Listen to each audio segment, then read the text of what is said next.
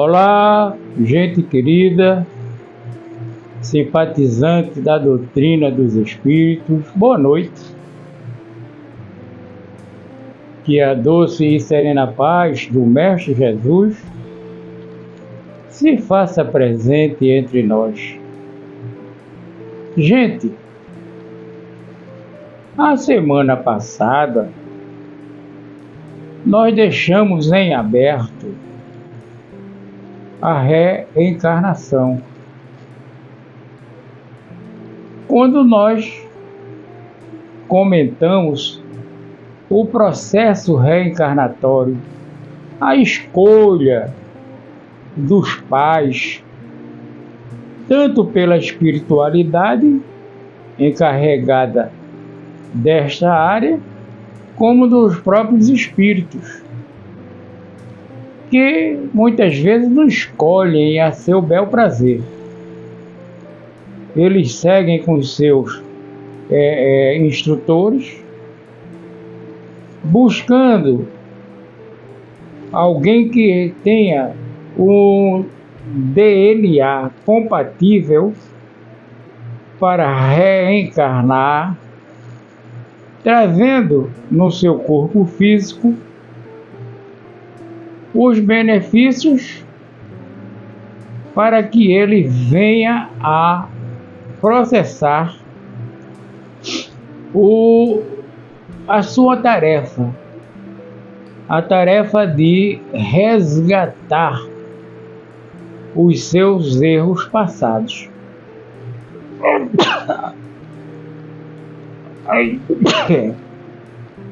E hoje vamos dar continuidade.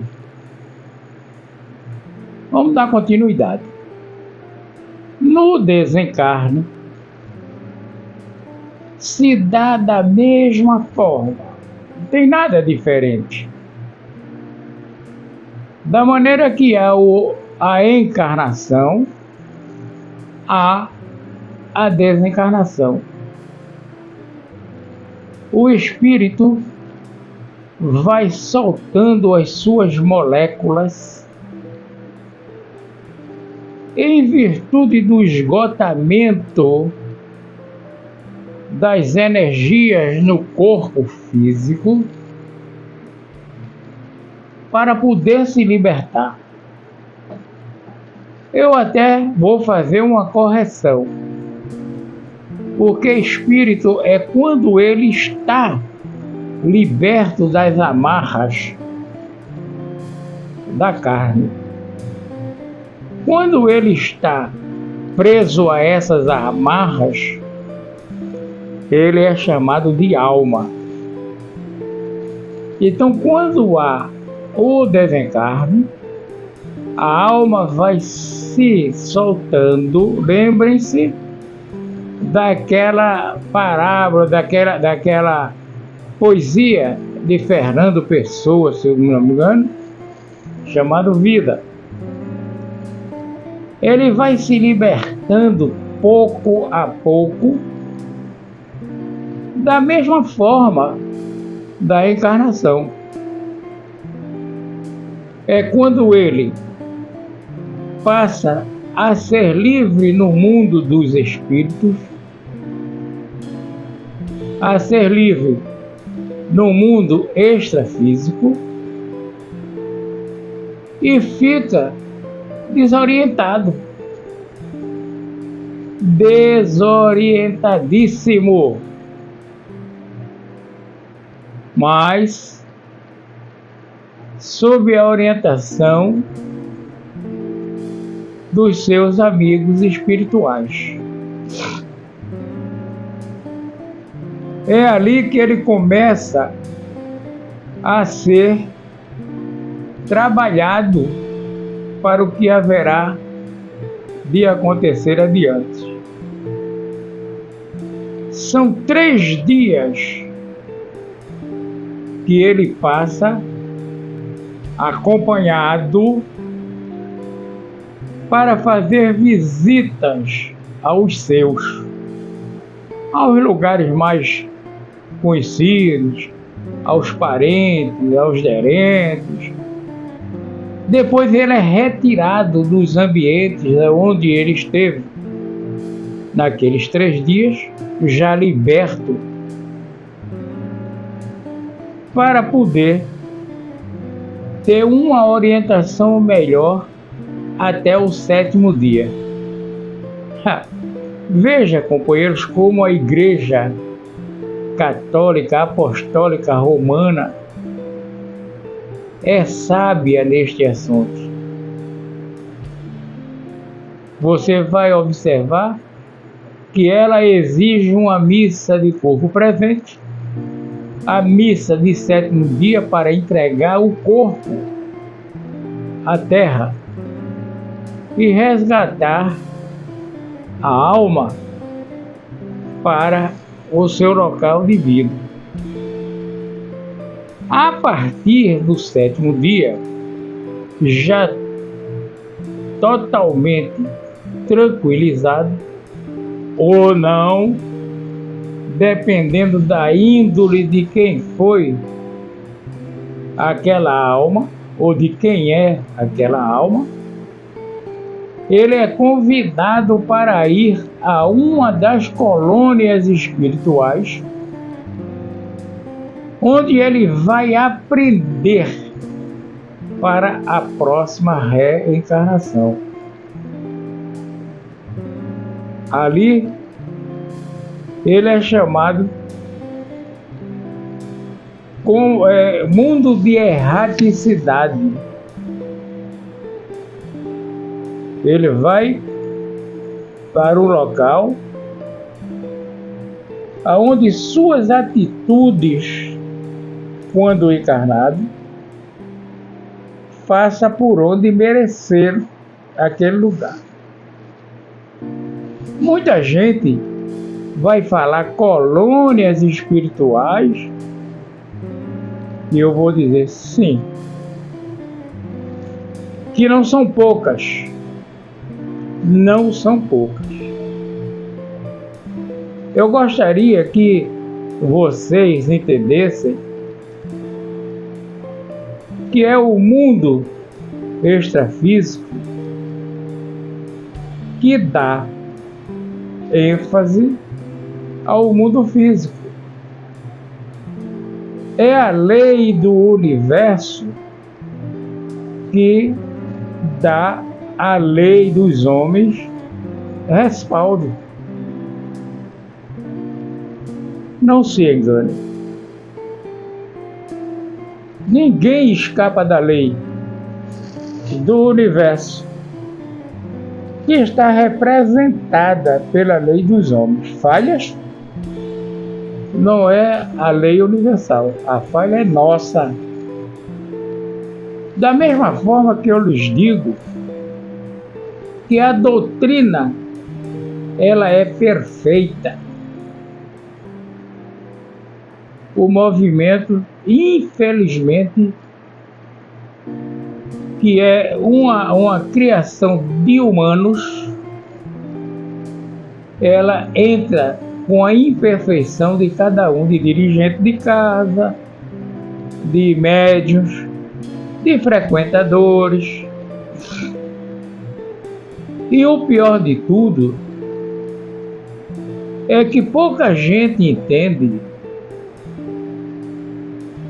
que sai da casa, da igreja de um modo geral, com aquilo que ele foi buscar.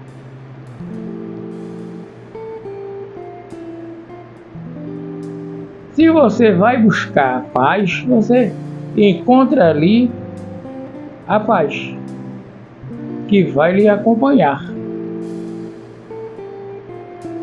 Mas se você é um elemento turrão, é um elemento que discorda de tudo e de todos, sem fundamento, você vai sair dali com mais dúvidas do que entrou. Para isto, nós recomendamos que ao irem para qualquer igreja que você frequenta, vá com o coração aberto no aprendizado. Mas muitas coisas que o pastor, o padre, o palestrante diz não se encaixa naquilo que eu penso. Ótimo. Então busque aquilo que você pensa nas orientações do Evangelho do Senhor. Lembrando sempre que Jesus, que foi anunciado como a luz que ilumina o mundo que eu vivo, que você vive, que nós vivemos, ele não deixou nada escrito. Tudo que está ali foi narrado por terceiros. Você observa que o Velho Testamento, os 5 primeiros livros, não foi invenção, mas foi orientação dada pela espiritualidade. E olha que eu não estou falando em espiritismo. Pela espiritualidade a Moisés, um homem culto, educado pelo faraó, pelos sacerdotes do faraó, e com uma interpretação tamanha daquilo que ele vinha à mente. Mas devemos acreditar em tudo. Não. E vocês já me ouviram dizer, não creiam no que eu estou dizendo. Primeiro, pesquisem. Analisem o que está sendo dito aqui agora. Contestem. Por isso nós chamamos para curtir, comentar e depois compartilhar. Acha que tem fundamento? Constatou? Então passe para frente a bola. Há pouco eu estava conversando com um amigo a dizer que a vida é uma árvore com as raízes bem fincadas na terra, a colocar os seus galhos para todos os lados, e que esses galhos são as ideias divinas, as religiões, e que lá em cima está a doutrina dos espíritos, que se faz luz sobre as demais religiões. Então a doutrina dos espíritos é a melhor? Não, eu não estou dizendo isso. Apenas que ela é esclarecedora. E é ela que faz com que as demais doutrinas, religiões estejam praticamente seguindo seus passos. Hoje você vai para uma igreja católica, aí tem um movimento carismático, onde no final 2 fileiras de trabalhadores da casa é formada, com as mãos erguidas, e o fiel passa ali por baixo com alguém fazendo uma prece lá na frente. Você vai para uma igreja evangélica aonde o assistido, o paciente, o doente, se posiciona e os seus irmãos impõe as mãos num círculo de oração. E tudo isto saiu de onde? Saiu das orientações dos espíritos. Prestem bastante atenção a isto. Porque nós espíritas aplicamos passes. Eles estão aplicando passes ao modo deles. Eles não são obrigados a seguir-nos como nós fazemos. Mesmo porque o passe surgiu, o Mesmer, ao cuidar dos seus pacientes, observou que ao passar diante de um paciente, aquela loucura amenizava ele. Espera aí, eu vou ver o que é isso. E encontrou justamente a retirada daquelas energias. Energia dessas que faziam com que ele estivesse naquela crise de loucura. Daí passou o passe e o codificador aceitou o magnetismo. O codificador não fala em passes. O magnetismo, que é nada mais e nada menos um elemento criado pela energia do ser. Nem todo mundo é um passista. Todos somos médiuns, mas nem todos temos a capacidade de intermediar entre os espíritos desencarnados e os encarnados. Mas todos temos algo a dar, já que nos é dito por um padre brasileiro que não existe ninguém tão rico que não possa doar algo, ou melhor, não existe ninguém tão rico que não precise de algo e nem tão pobre que não possa doar algo. E assim, vida que segue. Vida que segue. Para tanto, chamo a atenção de todos os senhores e todas as senhoras pelo respeito que se deve ter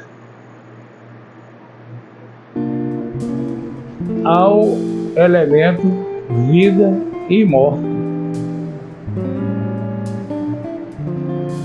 Muita gente se engana ao falar da vida como essa passagem que nós estamos tendo aqui. Não, não é isso. Não é isso. A vida é única. É única. As existências são várias. E em cada uma das existências nós vamos angariando débitos e créditos. Os créditos ficam armazenados em nosso cérebro. Nosso cérebro?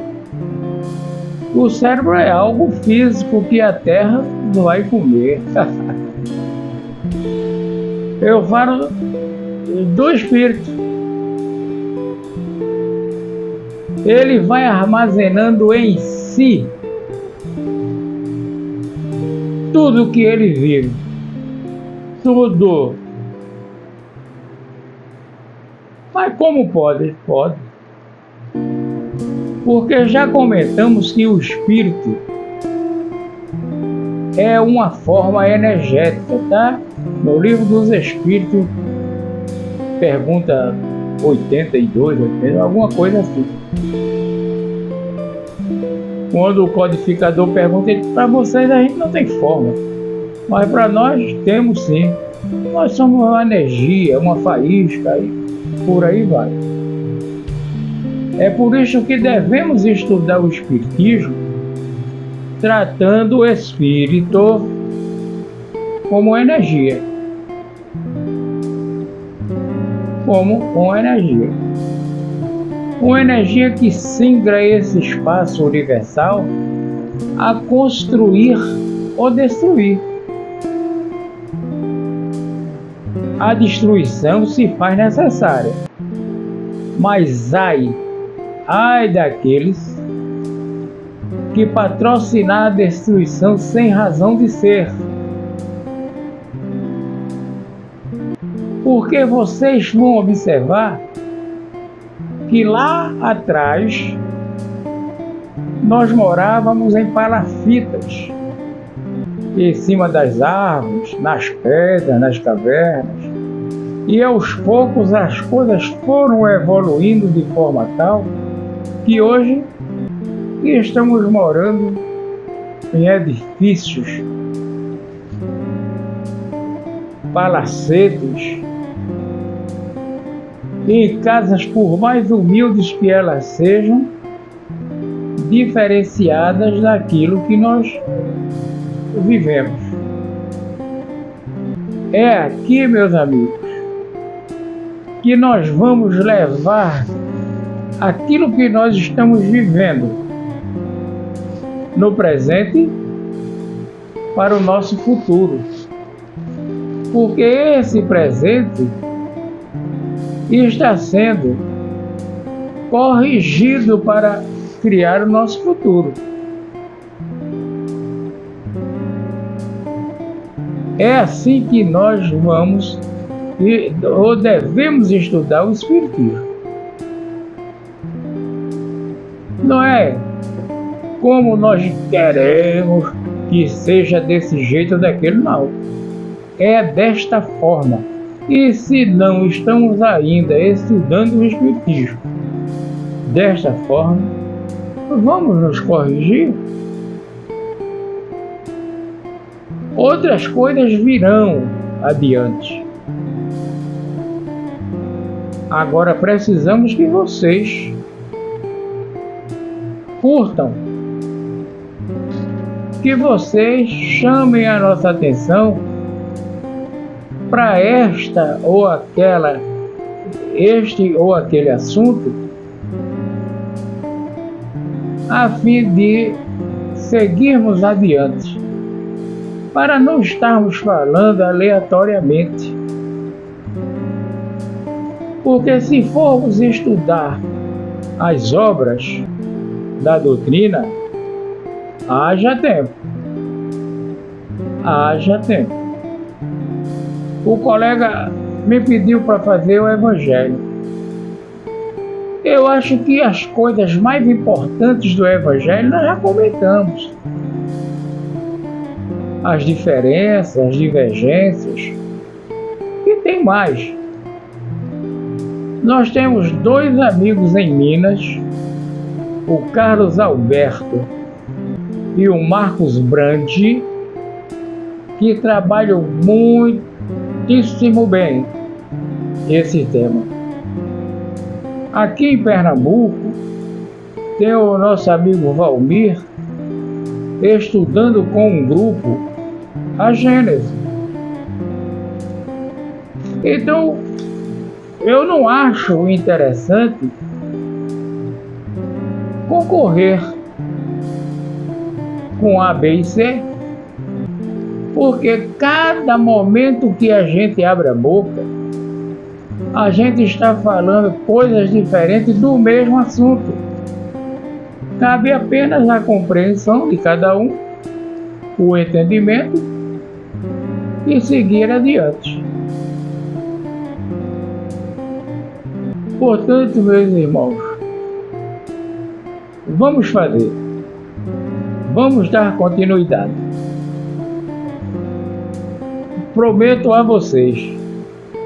Se se Deus assim me permitir, que daremos continuidade a este assunto. Daremos continuidade a este assunto. Então, eu desejo a todos uma noite esplêndida de descanso e que a paz de nosso Senhor Jesus Cristo se derrame sobre nós.